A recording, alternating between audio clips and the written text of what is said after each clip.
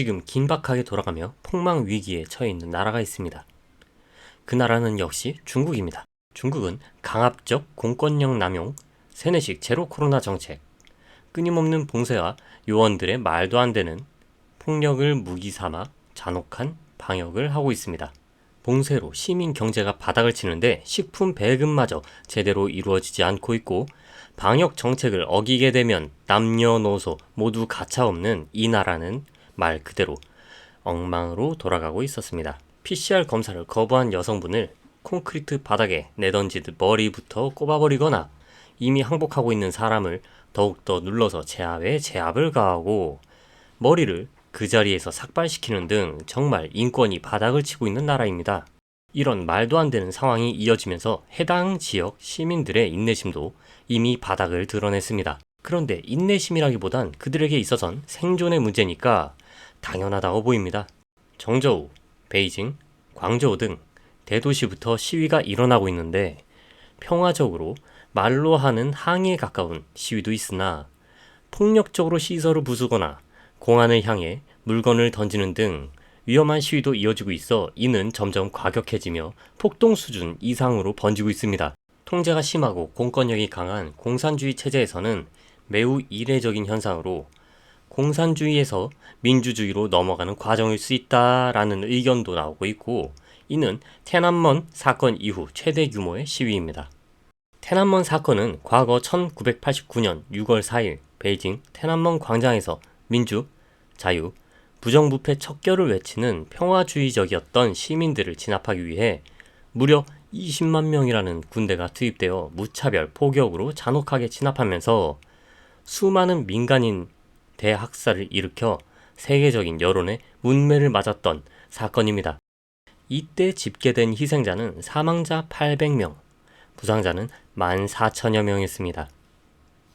이것은 중국에서 자체적으로 집계한 통계 결과로 신뢰성이 매우 낮고 실질적인 희생자는 훨씬 더 많을 것으로 예상합니다.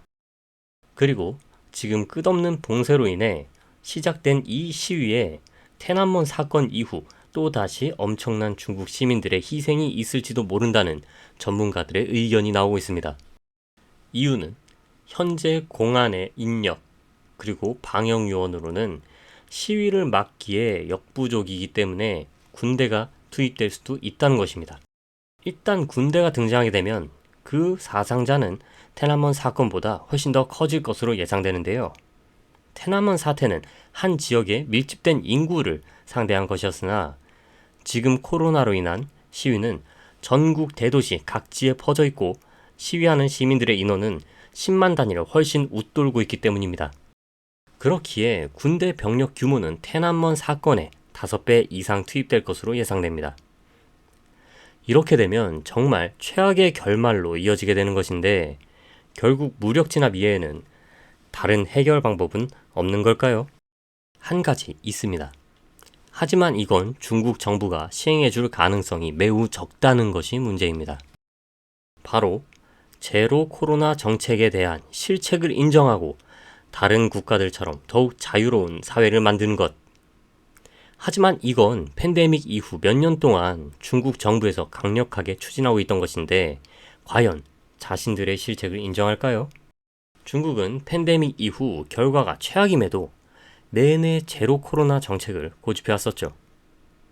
이렇게까지 하는 이유는 코로나가 중국발이 아니라는 것, 그리고 중국은 코로나로부터 안전하다라는 것을 강조하고 싶었습니다.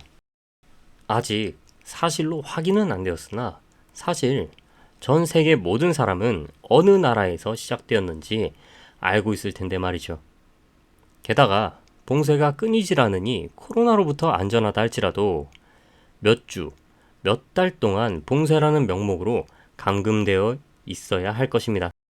앞으로 중국 정부가 어떤 선택을 할지는 모르겠으나 말 그대로 진퇴양난에 빠진 상황에서 차후 어떻게 변화할지 잘 지켜봐야 할 것 같습니다. 이번 영상은 여기까지고요. 시청해주셔서 감사합니다. 영상이 마음에 드셨다면 구독, 좋아요, 알림 설정까지 부탁드립니다.